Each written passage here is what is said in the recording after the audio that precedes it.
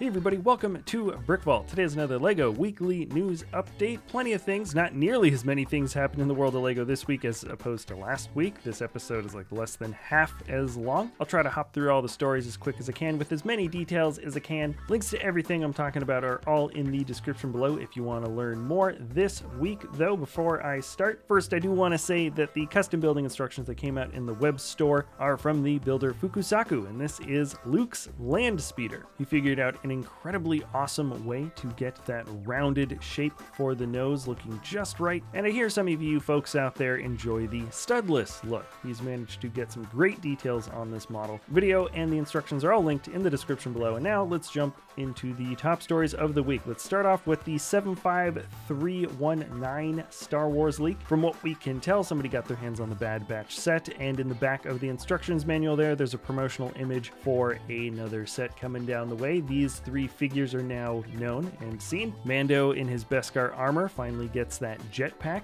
Then the Armorer has their minifigure. The Gar Saxon mold seems to be reused for this character, which makes sense. Perhaps they could have gone for adding a cloth piece to the shoulders. And then frankly, I think Paz Vizsla looks the best. That armor piece is pretty awesome, but also, if I'm not mistaken, I think Jon Favreau is actually underneath the armor here for the actual making of the show. Don't quote me on that, I'm too lazy to look it up for the video, but I'm pretty sure that's the case. And so just in general, that just makes it an awesome minifigure to get, at least for me. Now jumping on over to ideas, they have announced and shown off and released a designer video for the Typewriter. This is one of those cases where I feel like the LEGO Ideas design feels a lot nicer and a lot cleaner and certainly more functional than the original Ideas submission. The keys actually can punch the hammer, at least a single hammer, popping up and down when you hit any of the keys, and it also moves the page slowly but surely from one edge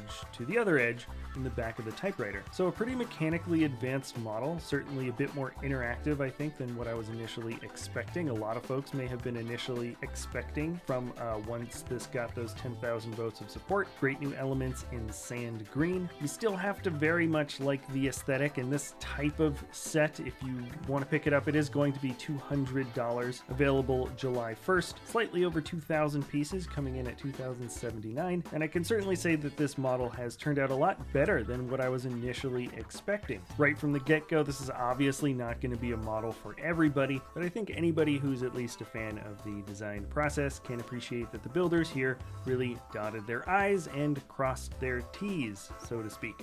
Let's jump on over to the June 26th LEGO Con. Last week, I kind of just included some images and left links to the original announcement due to time, but it's LEGO's first ever con. It's going to be an online thing where you get to talk to designers. They're going to be showing some closer details of some sets that are out right now. There's going to be building challenges, interviews with an astronaut, and I think the big thing that folks are going to be interested in is the new Star Wars set reveal. The rumor is it's probably going to be the first look at the UCS Republic gunship. Specific times and how to log in, that's all linked in the description below if you want to learn more. And now moving on to a game that's been announced recently. I think there was some gameplay footage actually at the very beginning of this month. This is Builder's Journey. It honestly seems like a pretty fun and relaxing LEGO puzzle solving game. The trailer is really interesting. The lighting and the tones, the color tones that you have for this just feel very pleasing. It feels like it's going to be one of these sort of de-stressors. I'm not entirely sure how difficult the game is going to get in terms of a puzzle solving challenge, or if this is going to be more based on freeform stuff. It does say that you can take your time and sort of play around, but there's also, I think at a certain point, little goals that you can set for yourself while building. It actually looks pretty cool. I probably will just check this out. It does look like some fun. It's going to be available on Steam and Nintendo Switch starting June 22nd. LEGO, in other news, also created this life-size Lamborghini, I believe to promote the latest large Technic sports car set, but something tells me that this is a large-scale project that perhaps got delayed somewhat due to the events of the last 12 months, and that's why this life-size creation is being revealed now as opposed to when this model originally went on sale. Looks looks awesome. These big stunts are always pretty fun to check out. I think their behind the scenes is by far the most interesting aspect about them. And lastly, only one new set got 10,000 votes of support. That should be news in and of itself. There's usually 2, 3, or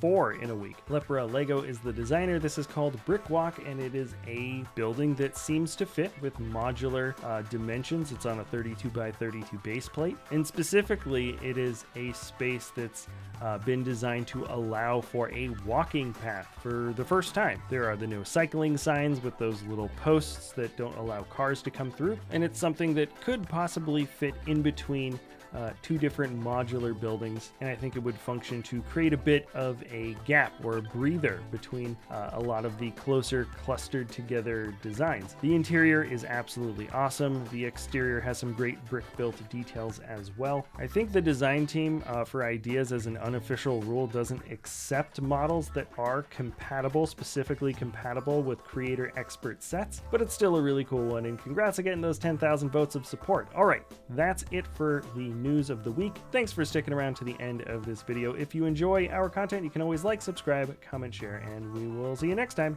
at Brick Vault.